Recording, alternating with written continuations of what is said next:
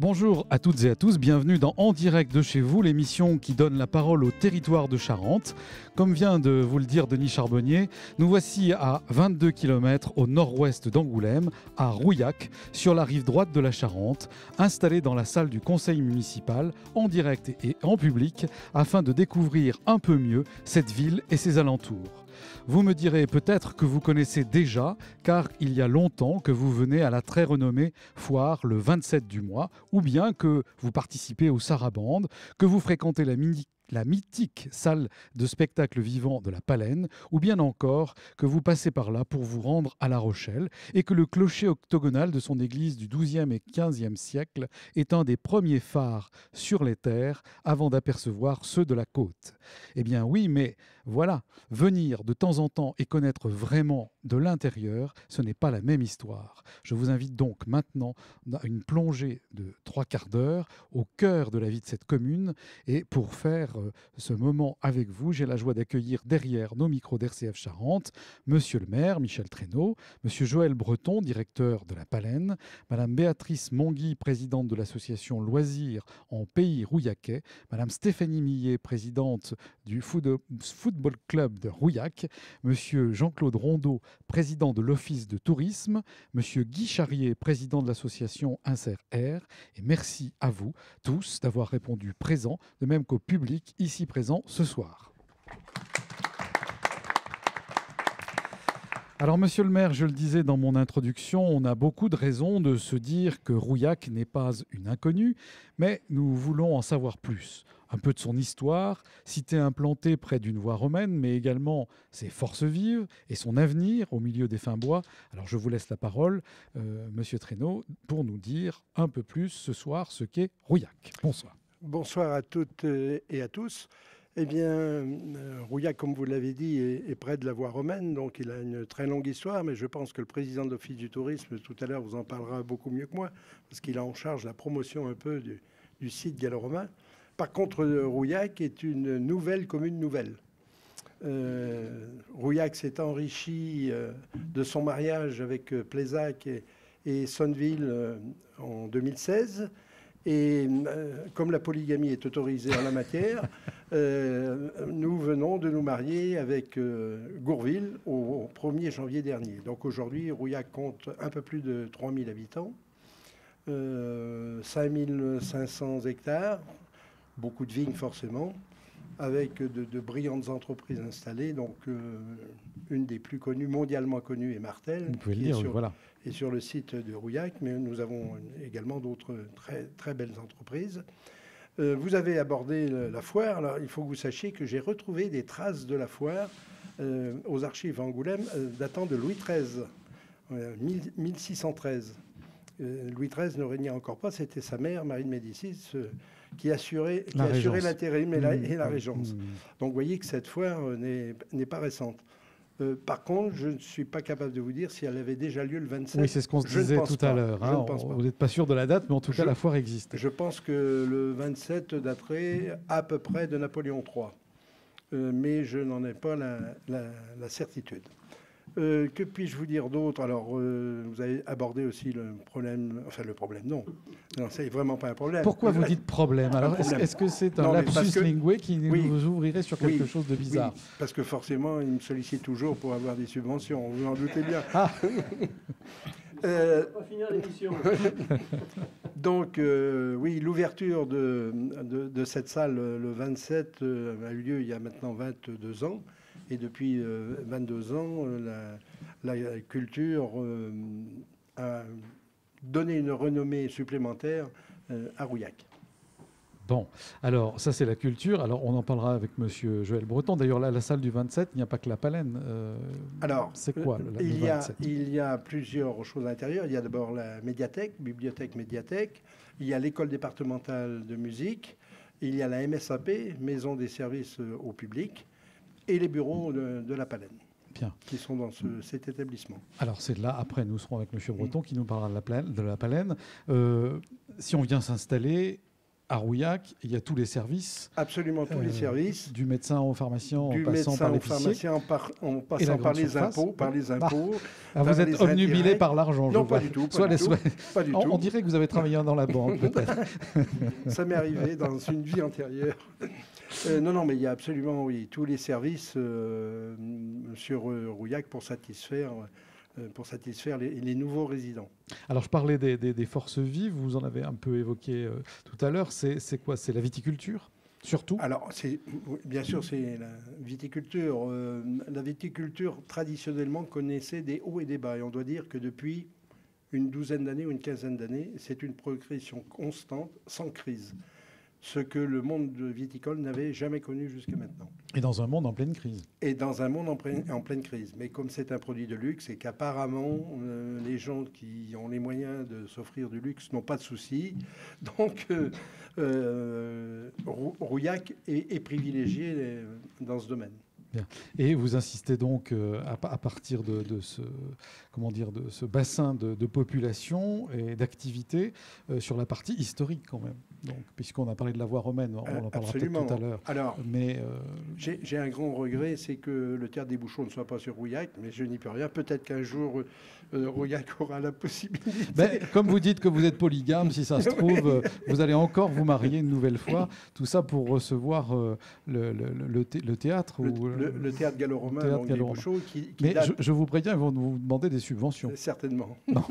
Qui date donc du premier, si je dis des bêtises, vous avez le droit de m'interrompre, du 1er, 2e siècle de notre ère, qui n'aurait pas fonctionné très longtemps, peut-être 3 siècles à peu près, avant d'être abandonné. Mais c'est le plus grand théâtre rural, de par sa dimension, qui a été longtemps ignoré et qui a été en fait découvert au 19e siècle en tant que théâtre gallo-romain. Parce qu'autrefois, ils appelaient ça le château des fades ou des fées, parce qu'il n'y avait qu'une partie qui émergeait des terres et les gens avaient pris ça pour une tour. D'accord. Et ça n'a jamais été un château. Et c'est suite à des fouilles privées, donc au 19e, qu'on a découvert qu'il s'agissait d'un théâtre gallo-romain. Vous dites 3 siècles quand même, à peu près d'occupation, oui. Alors, on va parler maintenant de la Palaine, donc on lui souhaite autant de durée. Je ne suis pas sûr qu'il soit là pour vous répondre. Je ne sais pas, peut-être maintenant avec l'homme augmenté, on ne sait pas. Bien, merci Monsieur le maire, on peut vous applaudir.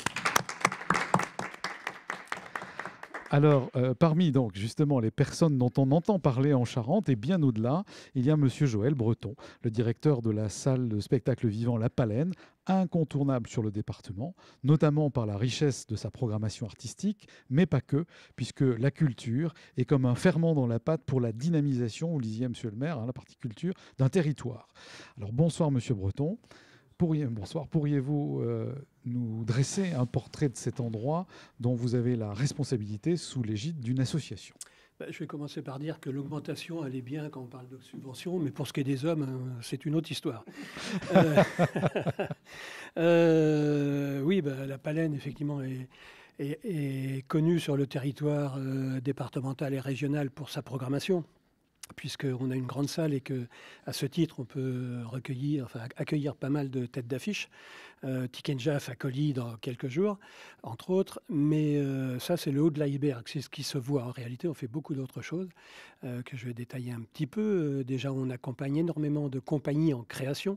C'est-à-dire que sur Rouillac, pendant 5 à 6 mois par an, on a des artistes qui viennent travailler très régulièrement, en chansons, en musique, en cirque, etc. Et qui, du coup, créent une activité permanente sur le territoire.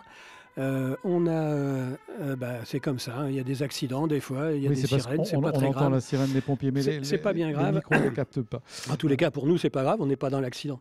Donc voilà, gros travail en résidence, gros travail d'accompagnement des artistes en résidence. On a évidemment un festival, les Sarabandes, qui a lieu maintenant tous les ans, à la dernière semaine de juin. Festival itinérant qui nous permet d'aller à la rencontre des populations des différents villages de notre territoire. Ce sera les 28, 29 et 30 juin prochains à Saint-Genis. On parlait des 3 siècles de fonctionnement a priori du théâtre gallo-romain. C'est marrant parce qu'à Saint-Genis, il y avait une carrière qui a duré pendant 3 siècles aussi, 13e, 14e, 15e siècle, qui permettait d'extraire les meules qu'on utilisait dans les moulins à eau et les moulins à vent. Donc voilà, le festival. Et puis après, à l'instant, Monsieur Breton, pour ceux qui ne connaissent pas, les sarabandes, ça veut dire qu'on part d'un endroit, on a des scénettes. Non. Comment ça se passe? Non, on partait d'un endroit et on revenait à un autre endroit, mais ça, il y a maintenant bientôt 10 ans, plus de 10 ans même, avec les tracteurs, les nuits des sarabandes. Non, ça veut dire simplement, c'est itinérant, en ce sens que chaque année, on est dans un village différent. D'accord. Mais une fois qu'on est dans le village, on y reste. C'est un peu comme l'État avec les décentralisations et la déconcentration, c'est à peu près le même genre de choses. Non, donc voilà, tout ça pour dire que la Pallène, c'est effectivement la diffusion, mais c'est beaucoup d'autres choses à côté. Là, pendant 4 jours, on met en place à partir de demain les GEMA, les Journées européennes des métiers d'art, qui est l'occasion de réunir 25 artisans, artisans du territoire. Une opération montée avec la communauté de communes d'ailleurs, et qui nous permet de faire venir les enfants pour découvrir ces métiers-là. Et ça me permet de dire qu'on fait un gros travail en direction des enfants, maternelle, primaire, collège, en lien avec les professeurs des écoles et les professeurs du collège, de façon à leur faire découvrir des spectacles, mais aussi d'organiser tout un tas de projets avec eux dans tout un tas de secteurs. Ça peut être des secteurs artistiques, mais ça peut être aussi des secteurs techniques ou plus scientifiques, suivant les envies des uns et des autres. Et puis évidemment, on est un certain nombre autour de la table, l'Office de tourisme, la LPR, un CRR, etc. Il y a un gros travail qui se fait sur le Rouillaquet, entre nous tous, pour essayer de dynamiser ce territoire. Voilà, bon, ça se passe plutôt bien entre nous. Des fois, on aimerait être un peu plus entendu par nos non, pas nécessairement, voilà, mais par les gens qui sont à la tête de ce territoire. Parce que la problématique de ce territoire, comme de tous les territoires ruraux, eh bien évidemment, c'est la disparition des commerces, c'est la disparition de tout un tas de services, qu'il faut être très très vigilant, et que les uns et les autres, on essaie de faire un travail pour que, entre autres et en particulier, redonner de la fierté à nos enfants, leur permettre d'ouvrir un petit peu plus grand les portes, un peu plus grand les volets, de leur donner l'envie de rester sur ce territoire, de créer, d'exister, de travailler sur ce territoire. Et c'est valable pour nous tous, puisque qu'on parle de tourisme, qu'on parle des familles, qu'on parle d'accompagnement, peu importe, ou de culture ou de sport. Le but de tout ça, indépendamment d'occuper les gens, c'est surtout voilà, de leur permettre d'un côté de s'élever un peu, d'être... de pouvoir mieux appréhender la vie, d'avoir plus comme je disais, plus d'outils pour faire face à la vie, qui est de moins en moins facile. Le monde évolue très vite. Donc voilà, il faut être à cet endroit-là, nous, et on essaie d'y être à nous tous. Donc voilà, la Pallène, oui, elle a un rôle important sur le Rouillaquet. Elle a pris une place au fur et à mesure du temps. Sur le Rouillaquet, sur le département, sur la région, même au niveau national, puisque les compagnies qu'on accompagne sont des compagnies importantes. Pour nos auditeurs, vous parliez de travail. Eh bien, un jeune aujourd'hui qui est à Rouillac, s'il a envie de rentrer dans le métier du spectacle, il a la chance d'avoir cette salle, comme dans d'autres endroits, comme au Carme, comme à Ruffec ou autre, ce qui n'était pas le cas autrefois. Moi, quand j'étais gamin, il n'y avait pas tout ça. Donc, qu'est-ce qu'il faut pour faire tourner une salle comme le 27 ? Pour que nos auditeurs se rendent compte, en fait. Il faut la même chose que quand on anime une association sportive comme ma voisine de droite, la même chose que Béatrice, Madame Mangui. Madame Mangui au bout, etc. Il faut d'abord aimer les gens profondément, il faut aimer la vie, il faut avoir envie de partager tout ça. C'est la seule chose. Après, qu'on fasse, quel que soit ce que l'on fait, c'est pas un problème. Aimer et donner l'envie, à partir de là, donner l'envie aux gens de faire des choses. Il y a nous, mais effectivement, on est sur un territoire où il y a aussi des entreprises. Michel l'a dit, il y a pas mal d'entreprises. On a parlé de Martel, on peut parler de CIETF, on peut parler de Grafeuil, etc. Toutes ces entreprises-là ont aussi l'envie d'accompagner les jeunes. Et du coup, il faut espérer qu'à nous tous, voilà, ils ne continuent pas d'aller grossir les banlieues des grandes villes.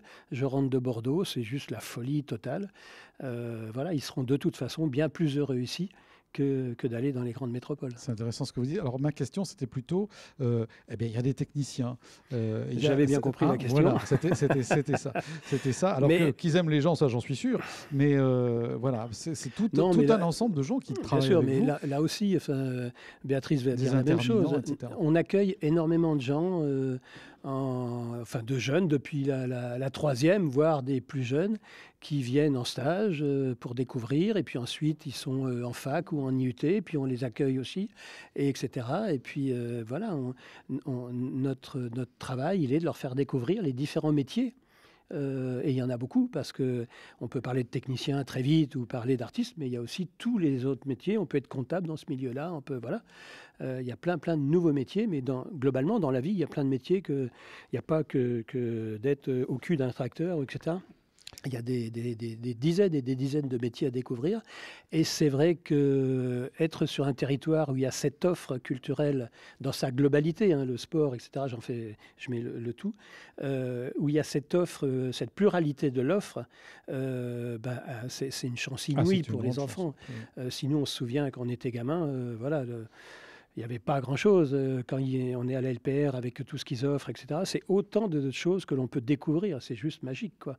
Il y a beaucoup de territoires qui nous envient, ça c'est clair. Merci beaucoup pour ce témoignage. On peut applaudir M. Joël Breton. Alors, on passe maintenant à Madame Béatrice Mangui. Vous êtes la présidente de l'association Loisirs en Pays Rouillaquais. Dites-nous comment est née cette association, pour quels besoins concrets en 1988, son évolution au fil du temps, et son adaptation et son avenir. Alors, ça fait beaucoup de questions, mais je pense que vous allez pouvoir y répondre. Bonsoir à vous. Bonsoir. Oui, l'association est née en 1988 d'une volonté de quelques parents d'accompagner les enfants sur les mercredis ou sur les temps autres que l'école pour proposer des activités bénévolement. Donc ça a bien marché. Et puis l'évolution de la commune et de la communauté de communes avec la création de la communauté de communes en 93, je crois. On a été missionné réellement pour créer un centre de loisirs officiellement. Donc avec des subventions, des moyens et des embauches de personnes pour pouvoir aller vers ça. Donc les habitants et les enfants étaient nombreux à frapper à la porte. Ça a commencé à répondre justement à une demande des habitants de « on vit sur le Rouillaquais, sur le bien-vivre ». Et pour venir le plus près possible de venir travailler ici et avoir effectivement tous les services dont on a parlé, l'accueil de l'enfance et de la petite enfance est importante. Donc ça a grossi vite, petit à petit, davantage de salariés, davantage d'enfants, davantage de demandes. En 2011, on a passé une étape où on a eu des nouveaux locaux et vraiment une belle évolution aussi. Aujourd'hui, on est à 8 salariés à temps plein, une trentaine de vacataires pour les vacances, les petites vacances et l'été. On a évolué aussi de passer, au départ, c'était pas pendant les grandes vacances, puis on a fait tout le mois de juillet, un petit peu en août, et puis maintenant, c'est ouvert tout le mois de juillet, tout le mois d'août. Aujourd'hui, on a 300 familles adhérentes, avec vraiment une qualité d'accueil des enfants, je pense, un peu particulière. On a des animateurs qui vont voir à droite, à gauche et qui reviennent chez nous, parce qu'effectivement, on a une éthique ou une volonté d'accompagnement des enfants d'une certaine façon, notamment sur le respect, des valeurs humaines qu'on porte tous normalement. Oui, quand on a préparé l'émission, vous m'avez parlé justement d'esprit citoyen. Oui. Alors donc je pense que ça, c'est votre éthique, votre fil rouge, quoi. Voilà. Votre fil c'est conducteur. Aussi, comme disait Joël, à travers le spectacle, à travers le foot, le sport, ou aussi en vivant sur des lieux au centre de loisirs, c'est effectivement de développer cet esprit citoyen, cet esprit créatif, cet esprit critique aussi. Et pour faire effectivement des futurs citoyens sur le Rouillaquais, des enfants qui vont devenir des jeunes, qui vont aller faire des études peut-être à Bordeaux ou ailleurs, mais qui auront envie de revenir aussi sur notre territoire, parce qu'il est vivant, parce qu'il est dynamique, parce qu'ils vont pouvoir ramener leur formation, leur culture aussi sur nos secteurs.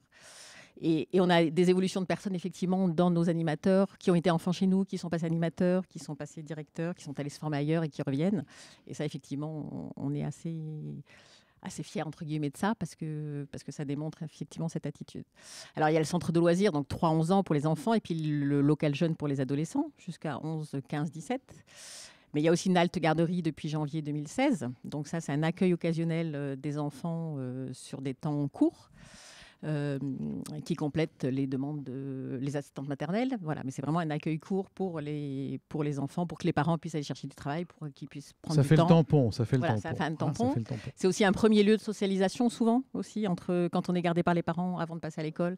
C'est un premier lieu de socialisation qui est important, qui fait partie de nos valeurs, effectivement, à tous les niveaux de cet acte-là. On a aussi un accueil parents-enfants informel, mais où les parents viennent avec leurs enfants le jeudi matin pour effectivement discuter entre eux, discuter avec les enfants, avec les animatrices. Voilà. C'est aussi un lieu de socialisation où là, chacun amène ce qu'il a amené. Un lieu de parole. Un lieu de parole, voilà. Un lieu de parole, d'échange, de participation, Donc la halte garderie, le centre de loisirs, l'accueil Pitchoun donc du jeudi matin.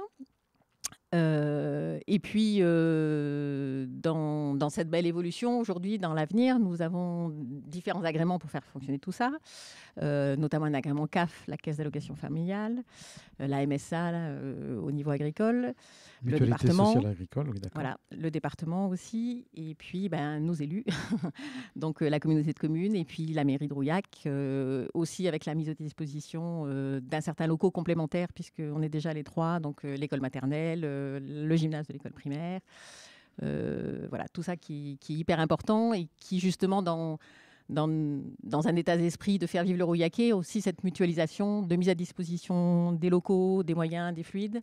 La mise à disposition des véhicules pour la Palenne ou pour les assistantes maternelles ou autres. C'est vraiment tout ça qui fait qu'on est en lien tous et que c'est important. Et nos enfants vont à la Palenne, vont à la médiathèque. On a aussi un gros volet intergénérationnel avec les maisons de retraite qui viennent chez nous, on va chez eux. C'est vraiment faire vivre tous les âges sur ce milieu-là. Alors justement, vous parlez de faire vivre. Qu'est-ce qu'on fait comme activité pour donner des exemples? Parce que là, on a toute la structure, on voit comment on partage la voiture, on voit comment cette culture se partage entre vous. Et c'est bien de le souligner parce qu'on n'entend pas toujours ça partout. Qu'est-ce que vous faites comme activité? Alors peut-être pour les plus petits, peut-être pas les pitchouns, mais en tout cas ceux d'après, et puis les ados. Alors, je vais partir à l'inverse, je vais partir des adolescents parce que c'est un public un peu particulier qu'on a bien sensibilisé, notamment dernièrement sur l'étude de territoire qui vient d'être faite par la communauté de communes. C'est que c'est un public qu'on a du mal à toucher, qu'on a du mal à faire venir et à continuer. Donc là, il y a des activités de consommation, c'est-à-dire du laser game ou de la piscine ou de la patinoire. Mais il y a aussi beaucoup d'activités. Je suis désolée, j'ai du mal à tenir mon micro près. Mais oui, parce que vous parlez avec les mains en même temps. Alors évidemment, quand on tient un micro, le micro, il va se balader. Du coup, on n'entend plus. Donc, mais au-delà de ça, justement, on est force de proposition sur des projets. Notamment, il y a un collectif Esperluette où il y a différents acteurs, maisons de retraite, autres locales jeunes et autres associations de centres de loisirs, où autour de la création, autour de la culture, on va faire du recyclage, énormément de recyclage. Donc la plupart des activités sont basées sur du recyclage. On a aussi du moyen neuf, mais c'est vraiment récupérer et qu'est-ce qu'on peut faire avec, qu'est-ce qu'on transforme avec. Donc on a pu... Voilà, il y a des projets divers et variés d'accompagnement. Il y a un projet avec une miellerie pour aller voir le miel, visiter les ruches, après venir faire goûter le miel à la maison de retraite aussi. C'est effectivement tous les acteurs du territoire qu'on essaye un petit peu de toucher, ceux qui font des produits locaux aussi au niveau alimentaire, la ferme qu'il y a dans le secteur aussi.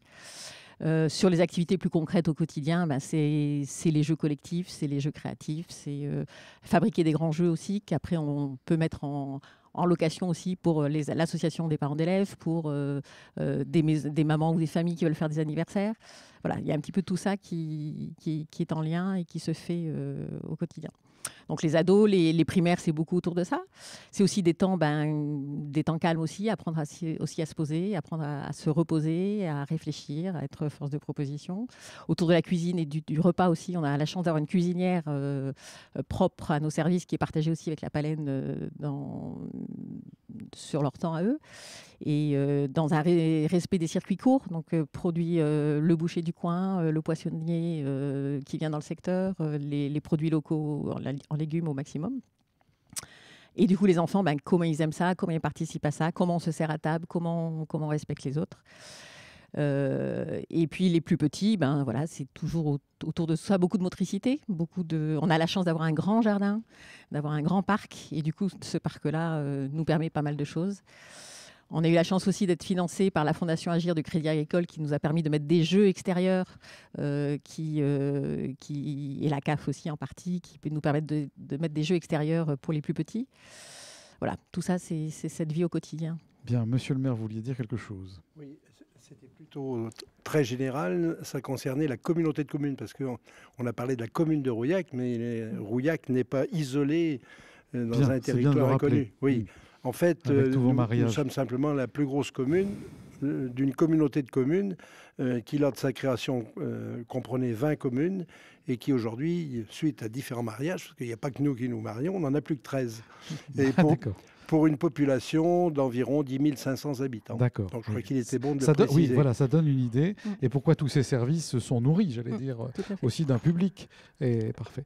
Mais écoutez, Alors juste dans oui. l'évolution, pour faire court, l'évolution c'est aussi, si je peux, Oui, vous pouvez. Vous pouvez l'évolution c'est aussi aller vers une autre porte d'entrée. Donc on est service, petite enfance, c'est aussi prendre une autre porte d'entrée plus collective où on fait déjà des animations, des soirées-jeux, des croque-jeux où effectivement toutes les familles sont amenées à venir jouer, manger, partager gratuitement autour de ça.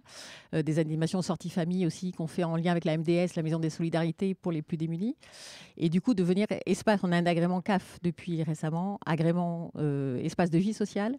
EVS, qui du coup nous permet d'aller toucher beaucoup plus largement toutes les tranches d'âge, toutes les familles, pas que les familles en difficulté, mais tous les publics, et aider les gens à être porteurs de projets, aider les gens à se mettre en route, de venir développer leur pouvoir d'agir, et dans une émancipation des personnes et des projets.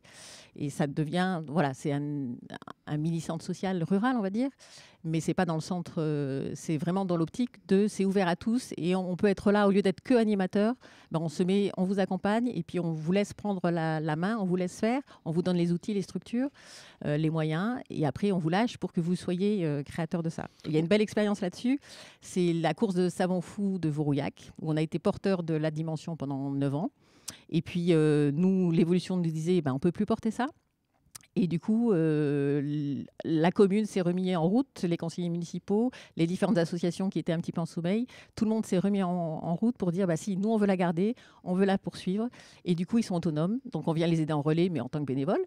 Et du coup, cette évolution, on a été porteurs et ils ont pris les choses en main. Voilà, c'était déjà de cet ordre-là. Et aujourd'hui, c'est vraiment la dimension vers laquelle on va s'ouvrir. Bien, c'est parfait, vous avez fait... Alors, on a une émission tous les matins dédiée aux associations de 11h en direct à 11h30, animée par Denis Charbonnier et Ulrika Walter sur RCF Charente. Eh bien, vous serez la bienvenue parce que quand on vous branche, on ne vous arrête plus et puis on pourrait vous écouter pendant des heures. Alors, merci à vous. On peut vous applaudir, Madame Béatrice Mongui. Alors, maintenant, je passe la parole à Madame Stéphanie Millet. Vous êtes la présidente du FCR, Football Club de Rouillac. Alors, une femme présidente, c'est rare. Comment est-ce que vous avez fait? Alors, c'est simple. Moi, j'ai des dirigeants et des joueurs du club qui m'ont demandé de reprendre l'association qui était en train de décliner. Voilà. Je suis une amoureuse de foot depuis toute petite parce que je suis mon père sur les terrains. Il était secrétaire du Football Club de Saint-Cybardeau. Donc on vous avait repéré déjà depuis très longtemps. Voilà, j'étais déjà repérée depuis ce moment-là. Et du coup, j'ai eu la chance d'avoir 2 filles qui étaient passionnées de foot et qui ont voulu intégrer l'école de Rouillac, l'école de foot, qui comptait à ce moment-là, donc en juin 2016, 30 enfants à peu près. Et donc, ce club était vraiment en train de décliner. Donc, j'étais en tant qu'amoureuse de Rouillac, puisque je suis une enfant d'ici. J'ai dit non, c'est pas possible. Il faut absolument que ce club remonte et reprenne sa place. Donc, j'ai repris les rênes du club en juin 2016. Donc, on compte aujourd'hui 200 licenciés à peu près au club de Rouillac. Donc, 170 licenciés FFF, donc Fédération du foot et français, et 30 adhérents du foot adapté, parce qu'on a ouvert une section foot adapté. Alors, il faut expliquer ce que c'est que du foot adapté. Est-ce que c'est pour moi qui ne suis pas très sportif ou est-ce que c'est pour des personnes? Non, alors là, nous travaillons, ce que je trouvais... désolant de ne pas travailler avec la Merci, les EHPAD, donc de la Merci et de Courbillac, de Courbillac et de donc la Gachère, Merci, les de foyers Rouillac. de Jean Vanier, effectivement, Voilà. où on est ensemble avec des handicapés et des personnes valides qui vivent en communauté, entre guillemets. Voilà. Et donc, j'ai demandé à créer une section foot adaptée, donc avec des handicapés mentaux, essentiellement, et de les incorporer au foot de Rouillac. Donc, on a créé 2 équipes en septembre 2016. Et puis aujourd'hui, ces 2 équipes, elles ont fait les championnats régionaux Donc elles ont été médaillées de bronze l'année dernière et qualifiées pour faire les championnats de France. On a terminé 3e également dans le championnat de France à Bourg-en-Bresse. Et cette année, ils ont fait une belle médaille d'or, là, la semaine dernière, et une belle médaille de bronze. Donc on est requalifié pour faire les championnats de France et on part à Coulommiers au mois de mai. Ça, on peut applaudir, voilà. Écoutez, merci. Est-ce que vous voulez rajouter quelque chose? Voilà, juste que c'est le foot, c'est beaucoup de travail et que voilà. Pour remonter le club, il a fallu beaucoup de soutien, notamment de la commune, de Monsieur le maire, qui est toujours présent pour nous, de la communauté de communes, du département, du Crédit Agricole aussi, qui a été présent. Donc, il a fallu des finances et puis beaucoup de monde pour diriger tout ce monde. Oui, c'est pas les joueurs qui manquent, c'est plutôt tout ce qui est de l'encadrement, tout ce qui est autour et la partie associative. C'est ça. Donc aujourd'hui, on a 18 bénévoles, donc 18 encadrants, puisqu'on a quand même 80 enfants à l'école de foot. Et on vient de créer aussi un service civique, donc avec un jeune de Rouillac. Donc il fait 24 heures par semaine où là il s'occupe de l'entretien des locaux, un peu de l'encadrement, faire les manifestations, enfin voilà. Donc voilà, on essaie aussi de travailler avec les jeunes d'ici, voilà.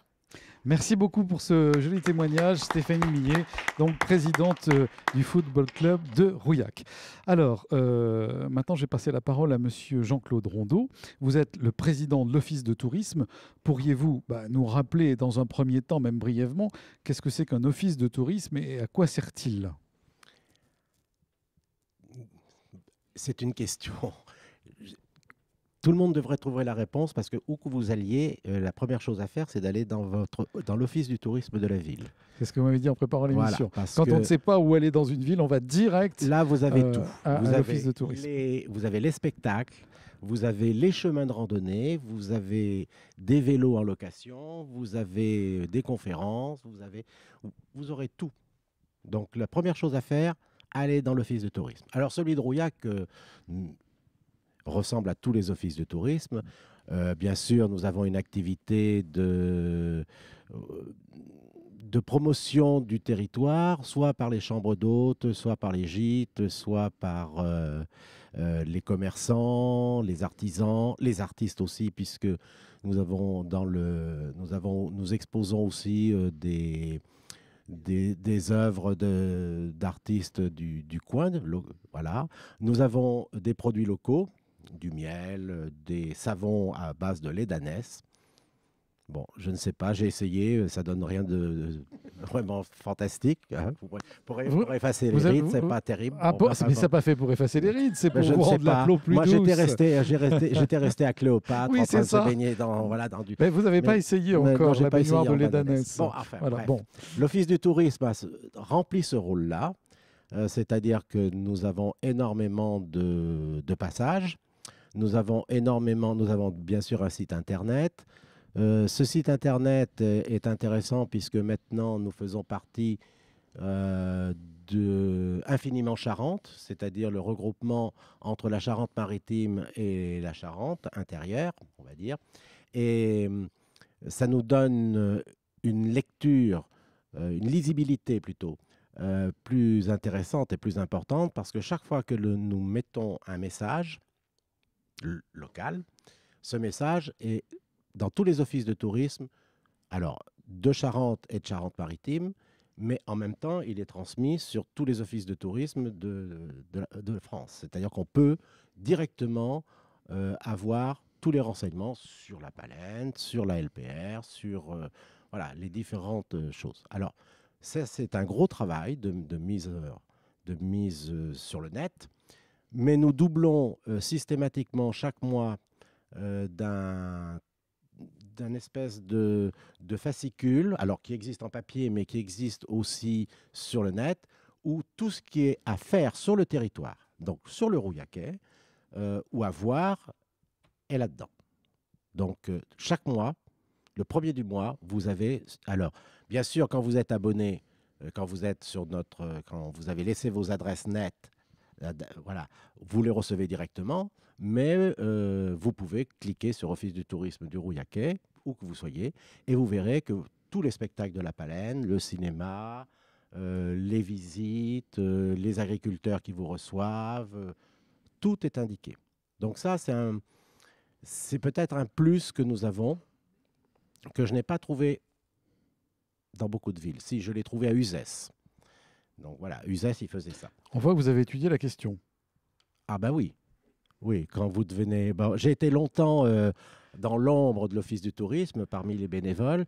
Et puis, quand il a fallu prendre les rênes, il y a 3 ans, je me suis un peu renseigné quand même. Hein. Je me suis dit, bon, il faut quand même faire les choses bien. Donc ça, c'est l'activité, pour moi, normale d'un office de tourisme. Une ouverture, faire découvrir son territoire, amener les gens à aimer leur territoire. Alors là, c'est un autre volet qui, bien sûr, rejoint ce que les autres associations font. En particulier, nous avons créé 2 emplois à l'Office du tourisme. Nous avons recruté 2 personnes, une spécialiste du patrimoine, puisqu'elle a participé à l'inventaire du patrimoine. On peut dire qu'elle en a fait même une grosse partie du patrimoine du Rouillaquet. Et cette jeune femme, arrivant au terme de son contrat, je ne l'ai pas laissé repartir sur mon Moreau. Hein. Je l'ai prise et je l'ai recrutée et je lui ai fait un CDI dès le début. Comme ça, il n'y a pas eu de problème. Elle a dit « Oh, chic, j'ai jamais eu de CDI depuis que j'existe. » Donc voilà. Et puis, il s'est avéré qu'il y a 5 ans, j'avais commencé avec un de mes anciens élèves, j'avais commencé à faire visiter à des collégiens le théâtre des Bouchots, l'espace d'interprétation du gallo-romain. Et petit à petit, ça a gagné du terrain. Nous avions des enfants qui venaient de Montembeuf, etc., etc. Donc, je me suis dit, là, il faut créer un poste aussi avec un spécialiste. Parce que, bon, j'ai beau être prof d'art plastique à l'origine, je ne suis quand même pas un spécialiste du gallo-romain. Donc, on a recruté un spécialiste. Là aussi, on a fait un contrat et un CDI. Et c'était un garçon d'abord, et puis maintenant, c'est une jeune femme. Bon, qui ont une culture très importante et qui s'occupe de faire venir des collégiens de Charente. Donc, on travaille avec le département dans le cadre de Collège et Patrimoine. Bon, c'est un petit peu difficile en ce moment parce que nous avons des travaux qui vont être faits, mais l'an dernier, nous étions la première destination pour la Charente de Collège et Patrimoine. D'accord. Et ça, pour être autour des Bouchots et tout cet espace les Bouchots, la Via Agrippa voilà, et l'espace d'interprétation. Alors, bien sûr, c'est pas que des visites, c'est pas des visites comme vous avez pu voir dans votre vie où on vous montre des choses. Voilà. Nous, on estime que quand on reçoit des enfants, c'est le pédagogue qui parle. Hein. Il faut faire. Bien sûr, comme là, il faut donner des exemples pour que nos auditeurs comprennent. C'est-à-dire qu'ils repartent, ils ont fait un ex-voto, ils ont fait une lampe à huile, ils ont fait des bijoux, ils ont fait des monnaies, ils ont frappé des monnaies, etc., etc. Donc voilà, des choses qui sont concrètes et qui ramènent à la maison. La jeune femme qui s'occupe du patrimoine, donc, elle aussi, après l'inventaire, a voulu faire sur la communauté de communes, découvrir tous les lieux historiques, toute la beauté des paysages, toutes les maisons qui pouvaient être visitées, les gens aussi, elle a rencontré des gens. Donc, elle a organisé des visites. Alors, au début, il y avait 20 personnes. Bon, maintenant, on est à la limite. On est à la limite de la possibilité pour quelqu'un qui parle de pouvoir gérer les groupes. Alors, elle a fait un gros travail sur Rouillac, bien sûr, mais elle a fait un travail sur différents lieux de la communauté de communes. Et ce travail se continue, puisque là, puisqu'il y a les sarabandes qui vont être à Saint-Genis, il était donc normal que nous travaillions sur tout ce qu'il y avait à voir à Saint-Genis, que forcément les gens dans les sarabandes verront autre chose, c'est-à-dire ils verront les sculptures, ils verront les spectacles, ils verront... Donc là, on est en train de faire en sorte que tout le monde puisse avoir véritablement une connaissance de Saint-Genis. Voilà. Bien. Bah, écoutez, l'émission... Tu peux rajouter le projet qu'on a ensemble autour des photos du début du siècle, enfin du précédent, puisque on va le faire dans très peu de temps avec vous à Saint-Genis, on va le faire ensuite à Rouillac, avec l'idée de le faire évidemment à terme dans toutes les communes. Voilà. Alors, la seule chose que je voulais rajouter, c'est que quelque chose avait disparu dans le Rouillaquais, au niveau des enfants. L'été actif avait complètement disparu. Oui. Voilà. Donc, cette année, pour la première fois, nous allons relancer l'été actif. Donc, il y aura du tir à l'arc, à l'arbalète, de la plongée, bon, bref, plein de choses. D'accord. Donc, un gros travail. Bien. Eh bien, écoutez, on vous applaudit. Merci beaucoup. On voit que Rouillac, ça se bouge et que les jeunes cet été vont être occupés et les moins jeunes aussi. Maintenant, je voudrais passer la parole à donc Monsieur Guy Charrier, qui est président d'Inser R. Alors, je devine rien qu'à l'énoncer qu'il s'agit d'une association d'insertion. Oui, mais de quel type d'association et pour qui? Alors, pour qui? C'est pour des gens qui sont actuellement au RSA. C'est des personnes qui sont également inscrites à Pôle emploi. Donc, qui se retrouvent un petit peu perdus suite à des problèmes familiaux et tout s'ensuit. Donc, ils viennent pour essayer de trouver un emploi qui peut leur convenir. Donc, aujourd'hui, on a 15 salariés en insertion, hommes et femmes. On a 4 personnes qui sont en temps complet, donc un directeur, une secrétaire et 2 encadrants. Donc nos activités, c'est les espaces verts en premier qui représentent en gros 50% de nos activités. Nous avons les entretiens des locaux, donc nous avons le théâtre des Bouchots à faire les espaces verts, la piscine de Rouillac à l'entretien en juillet et août. Donc nous travaillons aussi avec les collectivités, donc toutes les collectivités qui ont besoin, donc nous font appel. Nous travaillons avec des particuliers. Et puis, notre dernière activité, c'est la vigne qu'on a démarrée depuis 8 ans. Ça nous permet de pouvoir garder les salariés parce que l'hiver, on n'avait pas beaucoup d'espace vert. Donc, on a démarré cette activité. Et puis, donc, on taille, les salariés taillent environ 60 hectares, taillés, tirés, tirage de bois. Voilà nos activités que nous pouvons faire aux salariés. Donc, nous avons également une accompagnatrice socio-professionnelle qui aide ces gens-là qui sont un petit peu perdus pour essayer de leur faire des CV, pour essayer de les aiguiller un petit pour peu. Pouvoir reprendre pied. Voilà. Alors, vous m'avez dit que c'est de 18 à 60 ans, hommes et femmes, et on peut rester chez vous de 4 à 24 mois maximum. Voilà, 24 mois maximum. Bon, on a des salariés qui, au bout de 12 mois, ça y est, ils repartent. Malheureusement, on en a qui sont là 24 mois, mais puis qui ne retrouvent rien, quoi. Il n'y a pas de possibilité de les faire travailler, quoi. Mais bon, ça permet quand même, quand on voit des gens arriver à Inser R qui n'ont pas le moral, tout ça, et puis quand ils repartent, on les voit, le visage a vraiment changé, et on voit qu'ils sont vraiment heureux. Eh bien, on vous souhaite de bien continuer. Normalement, notre émission touche à sa fin. Merci beaucoup, on vous applaudit. Alors, vous pourrez réécouter en podcast cette émission. Il vous suffira dès demain d'aller sur notre site rcfcharente.fr. La semaine prochaine, nous serons dans nos paroisses ont du talent, à l'intérieur des locaux de notre radio, en direct avec le père Laurent Morin et ses invités. Et merci à monsieur le maire de Rouillac, à ses invités, au public et à vous pour votre fidélité. La mise en onde de ce soir a été réalisée par monsieur Basile Dubon, assisté à la capture vidéo par monsieur Max Lassor. Bonne fin de soirée à tous et à toutes et à la semaine prochaine.